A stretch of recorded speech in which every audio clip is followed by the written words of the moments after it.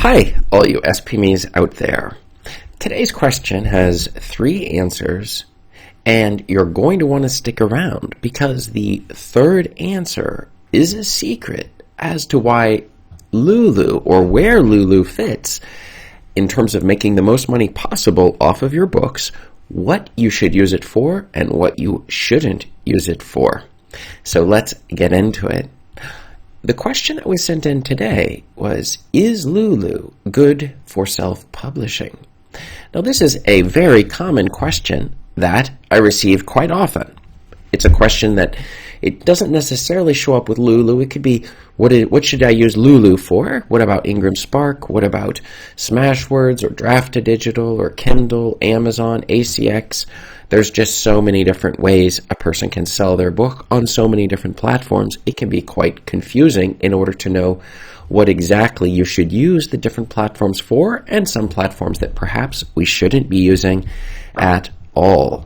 And that is what I'm going to answer today, is where Lulu fits into this picture of what you should or shouldn't be using it for. But before I do that, this is Chris Baird from selfpublishingmadeeasynow.com.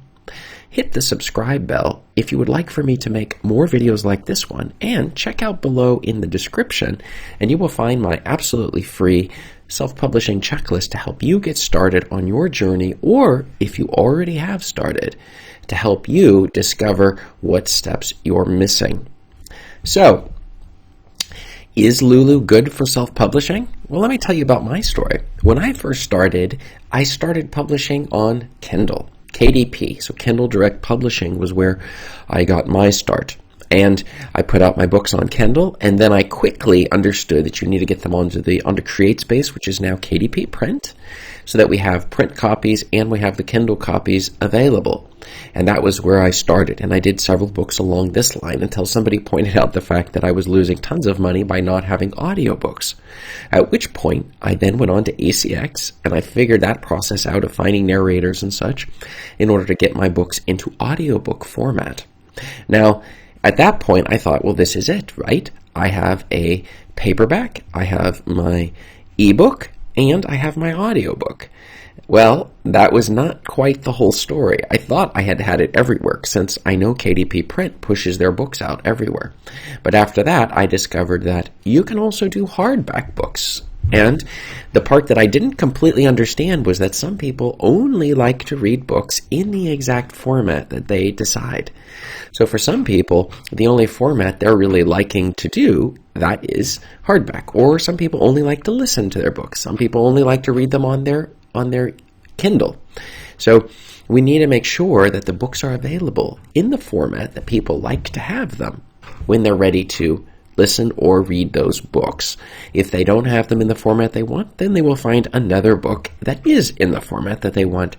And so what is the correct solution? Well, you're going to want to have them in all of the formats that they have. But I can say that when it came to the hardback books, that was when I did some exploration, only to find out that Lulu was the easiest way to get high-quality hard-covered books onto the market. And that was a big discovery for me. Now, there are some downsides to it, including the proof costs and such, but I'll get into that in a bit. So the question then was, is Lulu good for self-publishing? And the answer is yes. However, I would only be using it for the hardcover books. And the reason being is because the others already cover a lot of the distribution. You have to pay for the proof. You do not have to pay for an ISBN number, but they are going to mail you a copy of the book that they want you to hold in your hands. Now, most sites like KDP Print and Ingram Spark, they will give you the ability to look at the proof digitally, like a PDF, and you can look at it and see if you like what it looks like and improve it from there. But for some reason, Lulu, I personally believe that they want you to order that proof because they want to ensure you're serious about the book. You're not just throwing garbage out there. Some people, I've heard of strategies putting 10 books a day that are just low content books, which is, I believe all strategies are worth testing out. If you want to throw out journals every day, journals for people with puppies, journals with people with pit bulls, these sorts of things, so that people can write their journals or their diaries or whatever it might be, low content books, that you would be less likely to play this game if you actually have to put some money into it and order a copy of the book. And so in a way, they're making their money off of that, if they're going to have to review the thing in the first place. But then if you don't like it, what are you going to do? Order another proof, and it just starts to get a little bit heavy at that point. And so, but I would say that if you want to maximize it, and this is bringing additional money in, and the other thing that's great is that with Lulu, you are no longer on Amazon in one sense. In other words, if Amazon were to shut your account down, which they do regularly, if you ever get a warning message from Amazon, you need to respond to that immediately. And they shut accounts down for violating rules that sometimes were not completely clear to people were rules in the first place. And so it's good not to have all your eggs in one basket, so not having everything in just Amazon. But if you put it on Lulu, it goes back to Amazon anyways, and it will link up with your book on Amazon. So that's another important point to remember, that Lulu will get you on Amazon, but you're not actually on Amazon in the sense that if they shut your Amazon account down, you will continue making sales through Amazon, through Lulu. And they will also distribute your hardback books in areas that maybe some of the softback books will not go. The next thing is that there's some downsides on Lulu. One of them was, as I mentioned, you had to pay for the proof, but the other is the reporting has been very difficult to follow. Their reports are quite when they've changed their system around a bit, it makes it a little bit hard to do it. A lot of people complain about that, but I can tell you every downside has an upside as well. The more difficult it is to publish in an area, for example, Ingram Spark requires an ISBN and these others, and it makes you wait some time before you get paid or whatever. So it discourages people from actually publishing in these locations. And this is, even though it's not the secret answer of the day, it is a very important secret, which is barriers to entry, things that make it like a wall pushing people out of particular publishing platforms. These can be very strategic for you to go into these exact areas because you won't have as much competition.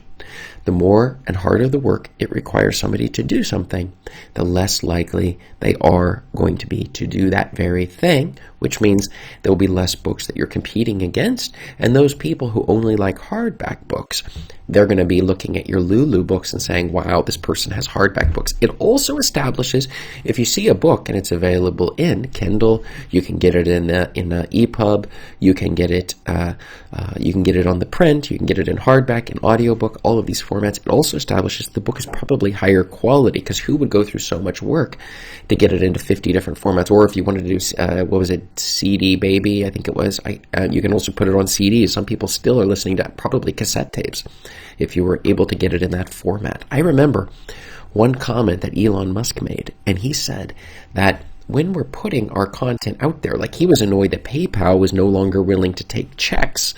And the reason being is, well, checks, that's so old-fashioned. Why would anybody want to deal with checks? And the answer is, there's always a market. So why would you want to cut out a huge chunk of the population who maybe still uses checks? I mean, I'm saying that even if they wanted to use paper money, you should be willing to accept it, unless you see that it costs you too much on administrative costs, in which case you can just raise the fees in order to compensate so that you always will make a profit off of every transaction. So there's no reason you should ever lose money on transactions, unless, of course, it's just about bringing new customers in. But otherwise, it's okay as long as you've got it available in the formats and you're making money. And once you've got it out there and that proof is approved on Lulu, you're going to continue making money off of this particular location. But let's get into the secret answer of the day, our third answer. And the answer is, it's that the maximum distributions, they look like this. And I'm going to tell you where you need to publish your different books. Lulu is going to be for your hardbacks. You're going to use Smashwords for our ebooks. We put an EPUB file in there and we distribute it through that route. Our KDP, we're going to use Kindle Direct Publishing to also get ebooks out through a different set of channels. It'll be on Amazon and the Kindle format, even though Smashwords can also do it if you make a certain number of sales. We're going to use KDP Print to get our paperbacks through Amazon.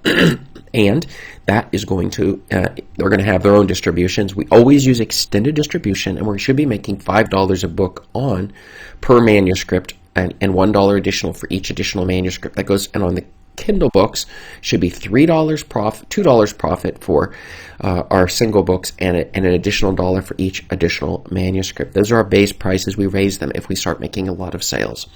Raise them by $1 for every something like 5 to 10 sales that you're making on those specific books. Ingram Spark will be for paperbacks extended. The downside of Ingram Spark is a little similar. They cost for reviewing your book, which can cost $50 unless you're using a promo code. And the other thing with Ingram Spark is that they will charge you for the ISBN unless you can get it for free, like in Canada or Norway. Or maybe you want to buy a batch of them. There's other tricks to getting cheap ISBN codes. And then ACX, which also requires you to have a narrator and you have to have a Kindle version of the book in order to get your audiobooks out there. But this is what I would call the optimal set, at least today. The optimal set in terms of we want the maximum distribution in as many formats as possible, in as many locations as possible, so that we're not just limited to having all of our stuff on Amazon. We never ever want to risk Amazon simply deciding, nope, we want to cut all of your royalties in half. I do not want to lose those royalties on the other sites, so that literally the business can keep going even if we are shut down in one location. So is Lulu good for self-publishing? What have you found? Go ahead and let me know below in the comments. Have you found that Lulu is a great place? Maybe you use it for something I'm not using it for. I would love to hear your comments. And I respond to 100% of all comments that come in or questions that you may have. And check up above me here for more answers to your self-publishing questions. Thanks.